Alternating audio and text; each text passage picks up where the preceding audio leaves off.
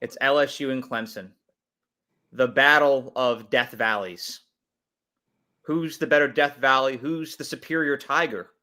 Yeah. Well, we're going to find out on Saturday night in a matchup that has a very low point spread because this is almost as even as it gets.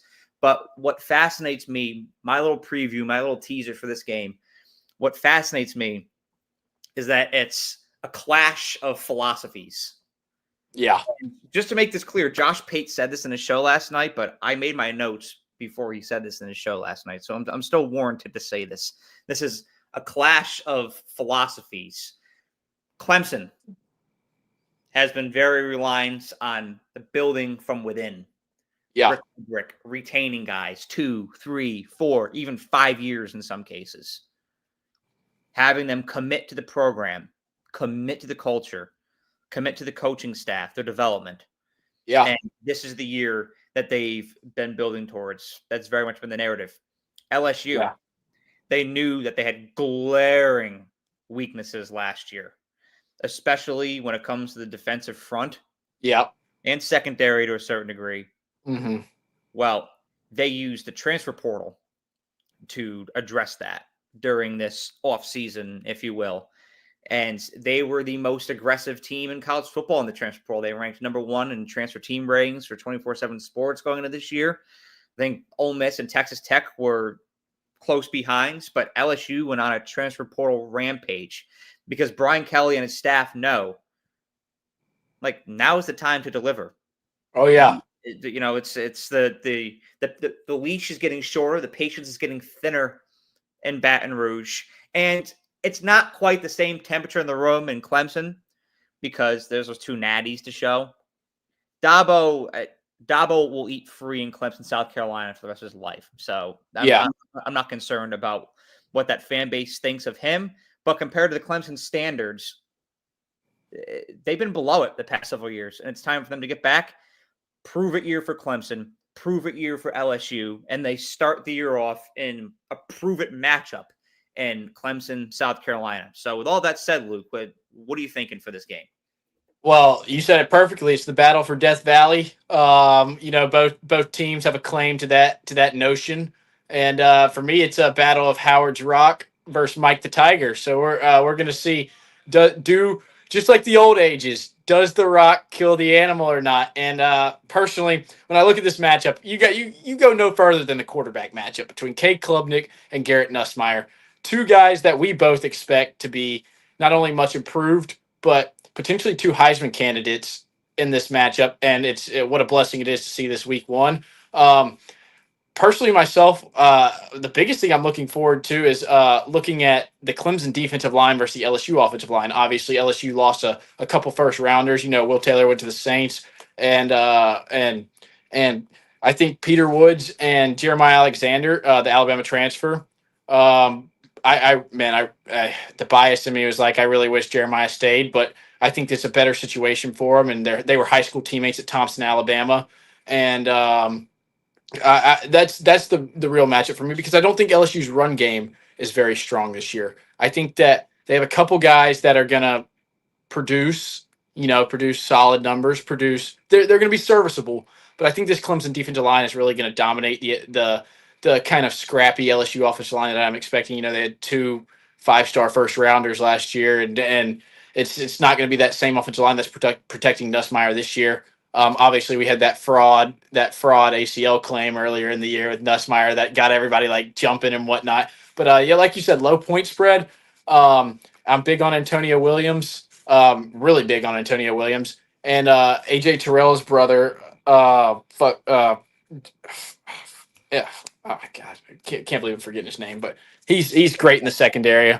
Yes. But also, when you look at LSU, I look at the defense for LSU. Like you said, they addressed a lot of issues. But I think a lot of the issues also last year came from that they were expecting a lot more out of Harold Perkins. Harold Perkins came into the year last year as a bona fide first rounder, maybe first linebacker off the board. And something just didn't click right with him. He didn't look like the same Harold Perkins or didn't make the jump that everybody expected him to make. But this year, he's going to man that defense. He's going to captain that defense. But with all that said, you know, I left out a little bit about Aaron Anderson too. Everybody knows what Aaron Anderson can do. Another Alabama transfer. Um, I'm going to pick Clemson here. I think Clemson gets it done. I think the home field advantage, the home record that Clemson has over the past 10 years mirrors the best in college football.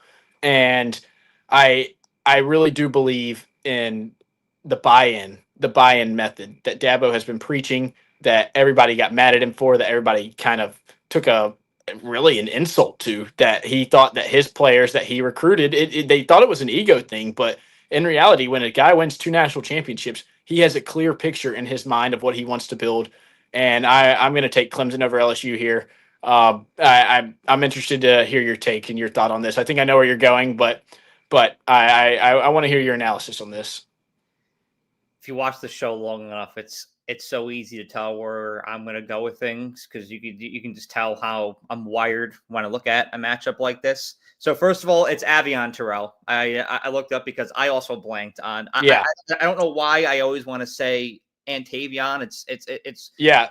every year there's a name or two that I mix up on, and I can rehearse it over and over and over and over again, and I still flub it. There's every year I have a bugaboo, and Avion Terrell may be mine for this year, but for now, we've got that patched up. So when I look at the keys to this game, when I look at the full body of work, I don't like the typical narratives, and you have it with LSU when you look at them week one and you say to yourself, Brian Kelly really struggles on week one with LSU. This has been a full-on thing for the Tigers these past several years. They struggle in week one.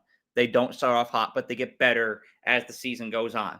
Well, I don't like to make picks based off of history, but history is absolutely a factor when you evaluate a game like this. And so Clemson historically starts hotter. LSU struggles in these games, and they're high and low. You've seen it with Florida State. You saw it with USC last year. Their home openers or their week one games. They're high, low, and ultimately they end up dropping the ball. So it's something to take into consideration, but you can't use that to define your evaluation of LSU going into this game on Saturday. There's also the home field advantage. Clemson just doesn't lose in Death Valley unless it's South Carolina. They got done last year. That was also one of those weird noon games that you kind of overlook, even though it's a big rivalry. This is Saturday Night Football. I don't know what you're gonna have. You're all good. You're gonna have. I got a call from an Auburn fan that's listening into this podcast and wanted to throw his 2 cents out there, and it messed everything up. So well, tell him we got next. Blame Auburn for that. We got next. Yeah. When you look at this matchup here, right, the home field advantage is going to be huge for LSU or for Clemson. You have the buses rolling in, Howard's Rock, night environment. It literally gives me chills just thinking about what this puppy's going to look like on Saturday from an in-game production standpoint. Give me chills. Another big thing this is going to come down to: turnovers. Garrett Nussmeier was no stranger to them last year. No. And when I say that, it's no referendum against Garrett Nussmeier, because he had to do what he had to do to give LSU a chance. He's a very talented quarterback, and he was trying to give them as many opportunities as he could to move the ball down the field, to generate points, but constantly pressure in his face. Constantly. I mean, drops were an issue last year. Communication, that offense was just out of sync at times last year, and he had no run game. I mean, receivers were one thing that was up and down. He had no run game to help him out, and that might be an issue Saturday night. I mean, there's no guarantee on that. That could be an issue Saturday night as well. And so, if that offensive line, that running back room isn't giving Nussmeier enough help, I just think that Cade Klubnik has a more complete team around him to get this thing done. You've got home field advantage, and historically in this spot, Clemson has been really good at making these statements. How many times have you seen these tense games in Clemson, South Carolina? Top 10 matchups. You can cut the pressure. You can cut through the pressure in the air with a knife. This is another one of those games, and Clemson is so damn good in them. And so Clemson, right now, as of right now, they're 4-point favorites, and I like them to win this game 34-28. I think it's a close one. Hey, Nathan Peterman is not walking out of that locker room. So that as I'll give I need to start giving my score predictions too. I'm going to go a little bit on the lower side here because I think that it's going to be, both teams are going to be a little amped up in the beginning and there's going to be some miscues and whatnot. I'm going to go 27-21 Clemson. And that's a fair claim. The only reason why I went high is because I look at the wide receiver matchup. Yeah. I just think it's going to be a high-flying game, regardless of how good secondaries are. I think this is going to be a high-flying game. You look at Clemson, you got Antonio Williams, you got Bryant Wesco. You look at LSU, you got Aaron Anderson, you got Barry and Brown, you got Nick Anderson. Yeah. Man. Yeah. These receivers are going to be cooking. I think it's going to be a fast-paced game, and I like that to kick the year off. It's not that Georgia Clemson game you saw back in 21. I think this will be the opposite. Yeah. This is Barry and Brown doesn't get talked about enough. So I'm glad you brought him up. He's been a real sleeper for me, especially. And even though I've looked at his name, he's been a real sleeper for me.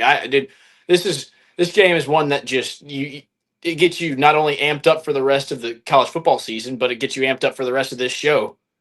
Well, it gets you pumped because there's so many possibilities. It's like, who's going to emerge? I feel like somebody's going to make a name for themselves in this game, whether it's Aaron Anderson, whether it's Bryant Wesco, whether it's Peter Woods, whether it's Whit Weeks. Like somebody's going to make a name for themselves on Saturday night, and I can't wait to see who it is. This is going to be a really exciting game. Now